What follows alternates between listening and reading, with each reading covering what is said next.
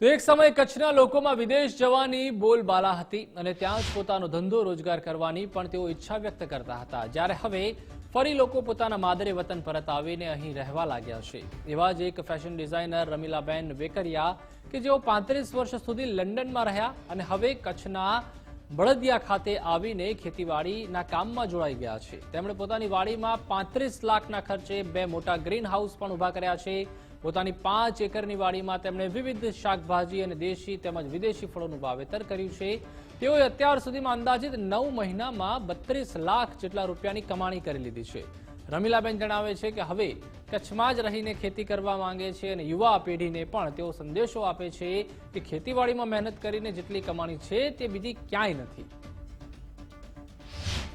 હું 35 વર્ષથી હું લંડનમાં હતી, પણ નાનપણથી શોખ હતો મને કે હું ખેતી કંઈક કરું ઇન્ડિયા વાસ્તે।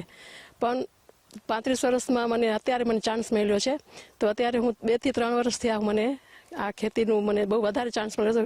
મેં આઈડિયા લીધા બધી જગ્યાએ કે ના, નેટ હાઉસ કરીએ તો આપણે વધારે સારું થાય, પણ કોઈને આપણે રોજીરોટી આપી શકીએ એમાંથી। પણ મને એ જ છે, મને કમાવાનું ધ્યેય નથી, મને ખાલી બસ એ લોકોને રોટલા નીકળી આવ્યા ગરીબ લોકોના, મને એ જ વધારે ઇન્ટરેસ્ટ છે। થોડુંક આપણે ઇન્ડિયાના રહેવાસી છે, ભારત માટે થોડુંક કંઈક કરવું જોઈએ।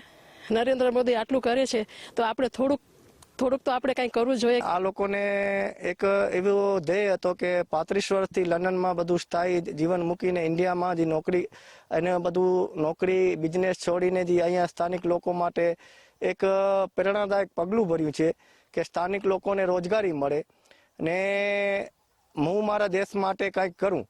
ને ત્યાં પણ મારી એને એ લોકોની જમીન હતી રમીલાબેનની, એટલે એ લોકો બધું નેટ હાઉસ બનાવ્યું। પછી એમાં આજે સમજી લો કે 2 થી 3 પરિવારને એ કન્ટિન્યુ રોજીરોટી આપે છે। કચ્છની મહિલાએ કાઠું કાઢ્યું છે। આજે ગુજરાત ફર્સ્ટ ન્યૂઝની ટીમે ભુજ તાલુકાના બળદિયા ગામની મુલાકાત લીધી હતી। અત્યારે મૂળ કચ્છના વતની રમીલાબેને અનેક લોકો માટે પ્રેરણારૂપ બન્યા છે।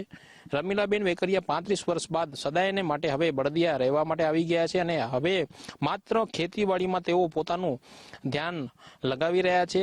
જ્યારે તેમનો પરિવાર લંડનમાં રહે છે, પરંતુ તેઓ કચ્છ માટે એક અનોખો લગાવ અહીં જોવા મળી રહ્યો છે। 5 એકરમાં તેઓ ખેતી કરે છે।